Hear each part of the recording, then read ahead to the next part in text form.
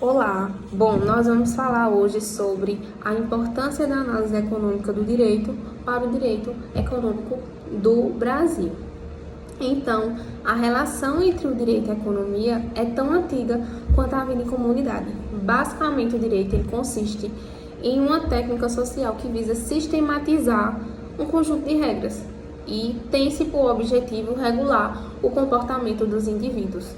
Então, o direito e a economia se referem basicamente em duas dimensões, que seria a dimensão da produção das normas consideradas socialmente justas e da produção e gestão da riqueza. E também há assim, um diálogo entre o direito e a economia. E é relevante porque nele se expressa nitidamente os limites estruturais das sociedades modernas. Então, o direito econômico, como exercício teórico de descrição e compreensão das normas jurídicas, busca a organização da vida econômica. Então, a disciplina é basicamente marcada em seu contexto histórico por grandes transformações do capitalismo do final do século XIX. E, na presente crise da pandemia do Covid-19, o papel da organização do processo econômico, do direito econômico, ele se torna evidentemente fundamental. Então, essa importância, ela não se deve a uma situação que muitos equiparam equivocadamente, a chamada economia da guerra. Afinal, a economia da guerra, ela exige a mobilização total dos fatores de produção para o esforço de derrotar um inimigo. Então, uma frase bastante interessante falada por Thomas Ullen é a seguinte: a análise econômica do direito é um assunto interdisciplinar que reúne dois grandes campos de estudo e facilita uma maior compreensão de ambos. Então, há-se uma convergência dos fundamentos da economia e dos fundamentos do direito que oportuniza a compreensão do real sentido e da razão de ser da norma jurídica. Para finalizar, o que dispõe a Constituição Federal de 88, em seu artigo 170, ao instituir que a ordem econômica ela é fundada na valorização do trabalho humano e na livre iniciativa, tem por fim assegurar a todos uma existência digna conforme os ditames da justiça social. E no artigo 193, ao estabelecer que a ordem social tem como base o primado do trabalho e como objetivo o bem-estar e as justiças sociais. Então, desta forma, o direito e a economia, ela detém importantes papéis a serem cumpridos e constitui partes integrantes do processo de desenvolvimento nacional. Olá, professor. Meu nome é Ana Clara, tudo bem? Eu vou dar continuidade aqui ao trabalho, tá certo? Diante desse quadro, é normal que os professores de Direito Econômico, por terem estudado a ordem econômica brasileira, que prescreve objetivos transformadores da República, aceitam com naturalidade o dever do Estado de intervir no processo econômico. Por óbvio, o direito econômico não pressupõe uma homogeneidade ideológica.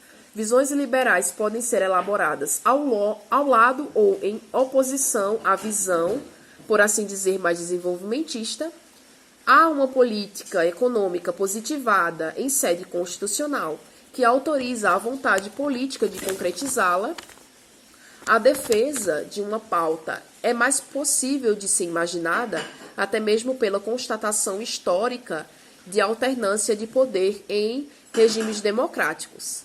Mas as boas práticas liberais em algum passado, mas ainda assim com uma generosidade semântica enorme ao afirmar que entre nós, contudo, a visão anárquica e translocada busca desvalorizar empresas estatais e a venda, o que não se recomenda sequer como atividade comercial básica.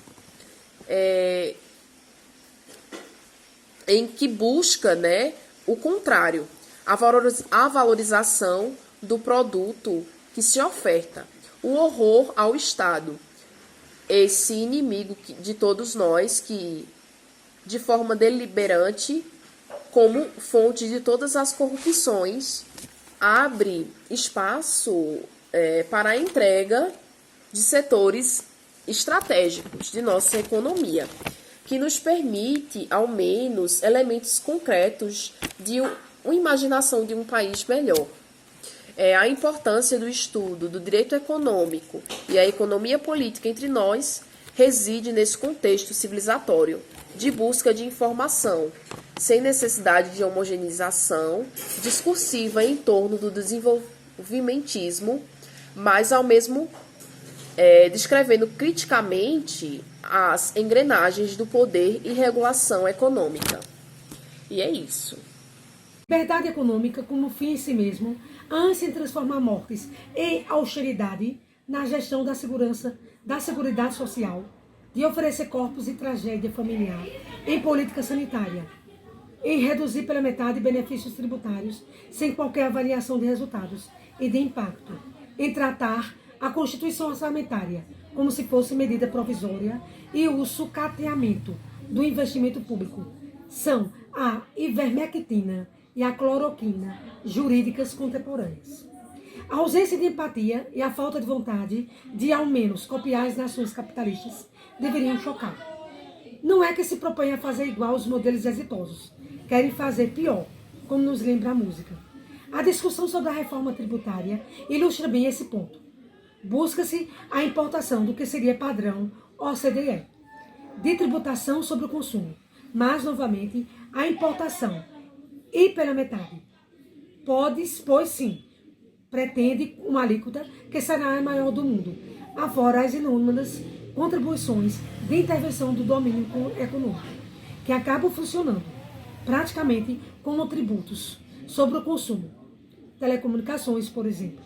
Em relação aos empregadores, não foi melhor o projeto de reforma da tributação de renda, visões limitadas e imediatismo fiscal e tendência de forte repercussão nas decisões das empresas. Por exemplo, distribuição extraordinária de lucros e desinvestimento.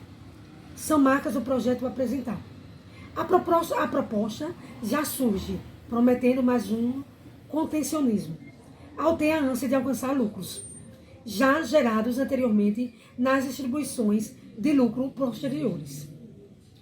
Mas não há na mesa nenhuma discussão de alteração efetiva de nossa matriz tributária, de mudanças do perfil econômico, da tributação concentrada no consumo, que foi marca das decisões econômicas da década de 60 do século passado.